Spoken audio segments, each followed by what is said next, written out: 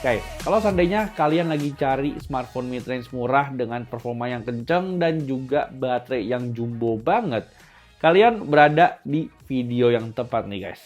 Yup, di video kali ini gue pengen ngebahas smartphone dari brand yang udah lama banget gak launching smartphone mid-range-nya. Dimana brand yang gue maksud itu adalah iQOO nih guys, yang akhirnya comeback juga dengan line up smartphone mid-range terbarunya yaitu iQOO Z9 series. Nah, di sini kalau kita lihat di atas kertas, iQOO Z9 series itu tuh membawa upgrade yang signifikan banget ketimbang sama generasi sebelumnya.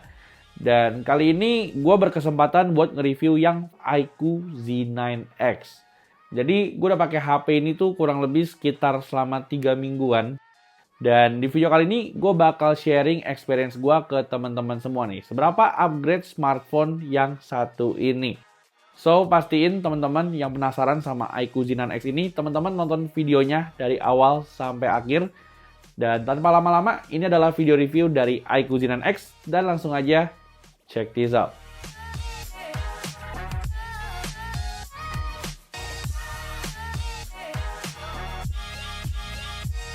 Alright, pertama-tama seperti biasa mungkin kita bakal start dulu ngebahas HP ini dari sektor desainnya dulu kali ya. Dimana kalau seandainya gua ngelihat desain dari iQOO Z9X ini, jujur gua ngerasa perubahan desain antara iQOO Z7X ke Z9X ini tuh berasa signifikan banget guys. Garis desainnya ini tuh menurut gua kelihatan cukup mirip sama desainnya iQOO 12. Apalagi di varian warna Mystic Black-nya nih guys. Menurut gua iQOO Z9X ini tuh kelihatan mirip banget sama desainnya iQOO 12.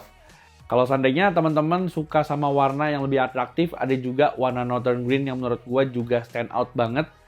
Dan dari segi feel di tangannya pun menurut gua iQOO Z9X ini termasuk smartphone yang nyaman banget guys. Bobotnya tuh nggak berat-berat amat, bodinya tipis, tapi baterainya tuh surprisingly jumbo nih, yaitu ada di 6000 mAh. Tapi mungkin meskipun dari segi desain belakangnya HP ini berubah total, namun sayangnya gue nggak ngerasain perubahan tersebut di sektor layar dari iQOO Z9X ini. Dimana teman-teman mungkin bisa langsung lihat ya, berbeda ketimbang iQOO Z9 yang udah pakai layar AMOLED dan juga punya bezel yang lebih tipis.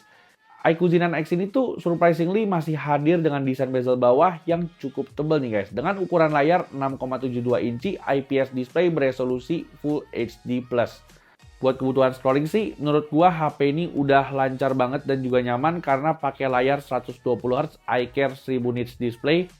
Dimana dengan layarnya yang terang ini, pemakaian outdoor di bawah terik matahari tuh nggak jadi masalah guys, karena layarnya itu masih kelihatan jelas.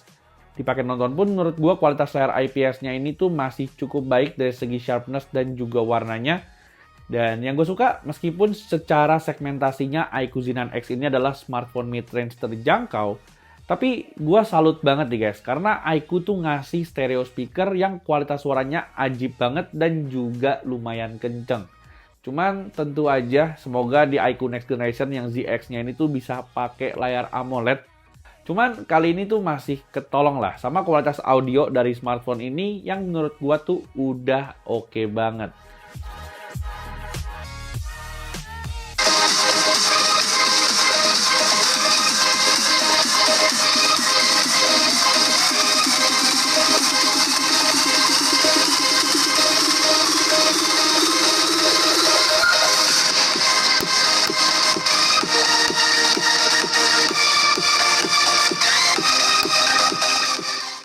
Nah, lanjut sektor berikutnya yaitu ngebahas soal performa dan juga overall experience dari iQOO Z9X ini.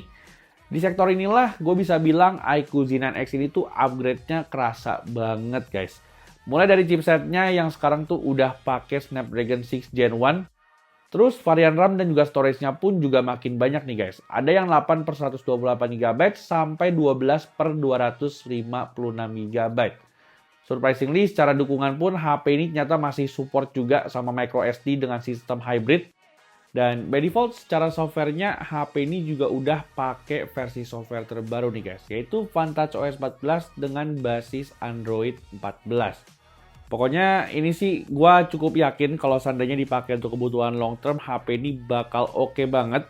Dan ngomongin soal kebutuhan long term, kalian sebenarnya sadar gak sih kalau seandainya teman-teman pakai smartphone dari Vivo atau iQOO itu jarang banget yang bermasalah.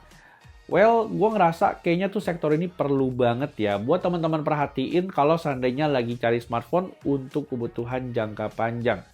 Kayaknya tuh wajib banget pilih brand dari smartphone yang track recordnya tuh selalu bagus. Yang nggak pernah bermasalah, yang service centernya juga bagus dan juga gampang klaim garansinya. Sama yang paling penting kagak gacha nih guys, kayak yang udah-udah. Nah, di iQOO Z9 X ini tuh gue cukup yakin HP ini tuh bisa banget buat dipakai untuk jangka panjang. Soalnya dari segi performa dan juga thermalnya pun gue udah buktiin guys, HP ini tuh oke banget meskipun gue geber untuk Genshin Impact. Yes, jadi Snapdragon 6 Gen 1 di HP ini tuh udah gue coba buat main Genshin Impact di medium 60 fps dan surprisingly FPS-nya tuh masih lancar banget. Tapi yang bikin gue salut dari HP ini justru dari segi thermalnya nih guys. Yang adem banget berkat 5 layer 3D cooling systemnya. Pokoknya gue main Genshin Impact selama 30 menit gue nggak ngerasain yang namanya overheat di smartphone yang satu ini. Jadinya karena nggak pernah overheat harusnya sih potensi untuk matot jadi kecil banget guys. Yang bikin HP ini jadi aman buat kebutuhan jangka panjang.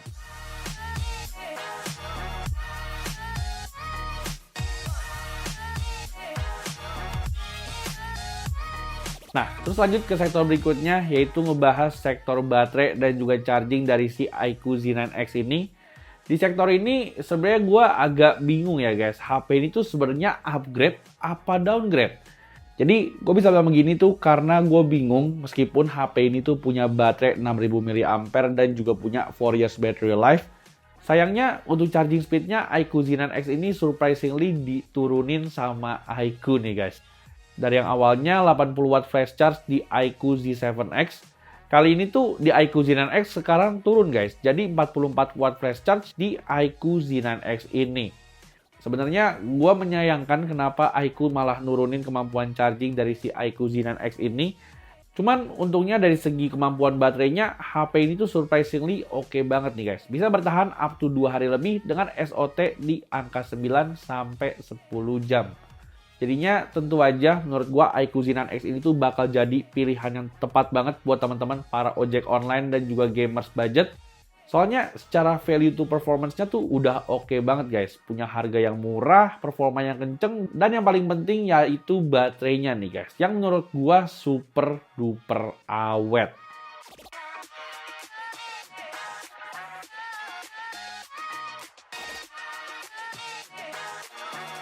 Nah, terus lanjut ke poin berikutnya yaitu ngebahas soal kamera dari si iQOO Z9X ini.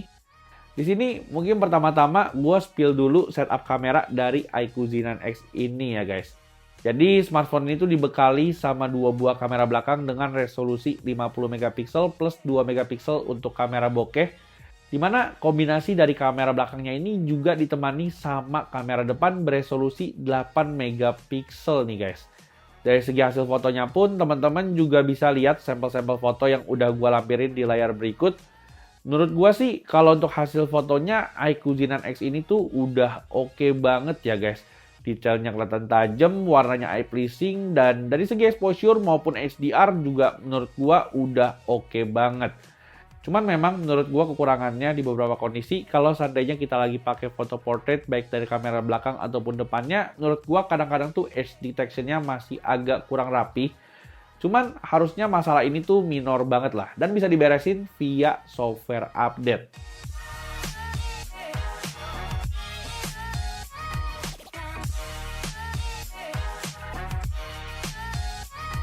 Terus lanjut ke sampel foto berikutnya yaitu masuk ke foto low light dari iQOO Z9X ini.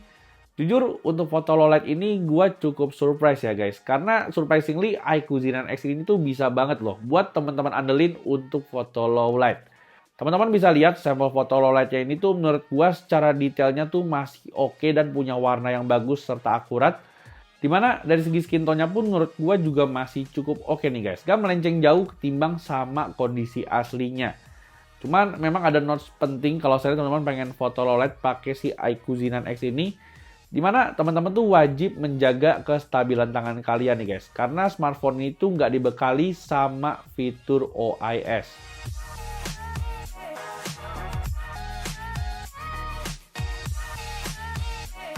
Nah, terus dari foto kita berlanjut ke sektor video dari si iQOO Z9X ini. Di sektor ini kalau kita lihat secara angka memang iQOO Z9X ini tuh ada peningkatan ya guys. Kalau seandainya dulu iQOO Z7X tuh cuma bisa nge-record sampai 1080p 60 fps. Sekarang ini di iQOO Z9X udah bisa loh guys, nge-record di resolusi 4K 30 fps meskipun teman-teman tuh kayaknya butuh banget buat pakai gimbal. Tapi again, it's still a next upgrade ketimbang sama teman-teman pakai resolusi 1080p 30 fps aja. Soalnya di tahun 2024 ini gue ngerasa rekaman 4K tuh udah wajib banget guys untuk ada di semua smartphone mid-range. So guys, ini adalah recording dari kamera depannya iQOO Z9X ya guys. Dan kalau seandainya kamera belakang dari iQOO Z9X ini tuh bisa nge-record sampai 4K 30 fps. Di sini untuk kamera depannya cuma mentok di 1080p 30 fps aja guys. Jadi emang masih belum bisa record di resolusi 4K. Tapi overall sih kalau gue lihat secara hasil perekaman videonya ini ya udah cukup lah guys untuk kebutuhan sehari-hari. Cuman memang dari segi stabilisasinya ini menurut gue kayaknya masih agak kurang. Dan kira-kira menurut teman-teman gimana nih untuk kualitas videonya dan juga kualitas perekaman audionya. Teman-teman bisa nilai sendiri ya kira-kira gimana untuk hasilnya. Thank you. Oke, terus sekarang kita lanjut ke sektor yang terakhir yaitu ngebahas soal harga dan juga kesimpulan dari si iQOO Z9X ini. Jujur sampai video ini dibuat, gue tuh belum tahu harga dari si iQOO Z9X ini ya guys. Cuman kalau merujuk dari harga iQOO Z7X sebelumnya, harusnya sih HP ini harganya ada di 3 jutaan kecil. Dimana menurut gue dengan budget segitu, spesifikasi dan juga experience dari iQOO Z9X ini tuh menurut gue good deal guys. Dengan budget segitu, teman-teman tuh bisa dapetin smartphone dengan performa tinggi, baterai awet, stereo speaker, dan juga layanan puna jual yang sangat terjamin. Ditambah lagi ada fitur NFC multifunction nih guys, yang tentu aja bikin iQOO Z9X ini jadi mid-range budget paket lengkap untuk teman-teman lirik di tahun 2024. So, kalau menurut gue sih, gue bisa banget rekomendasiin teman-teman untuk beli si iQOO Z9X ini. Dan palingan segitu dulu aja nih guys. Buat yang suka sama video ini bisa bantu gue untuk klik tombol like dan juga subscribe channel ini. Gue Bang Jo pamit dan kita jumpa lagi di video selanjutnya. Bye-bye.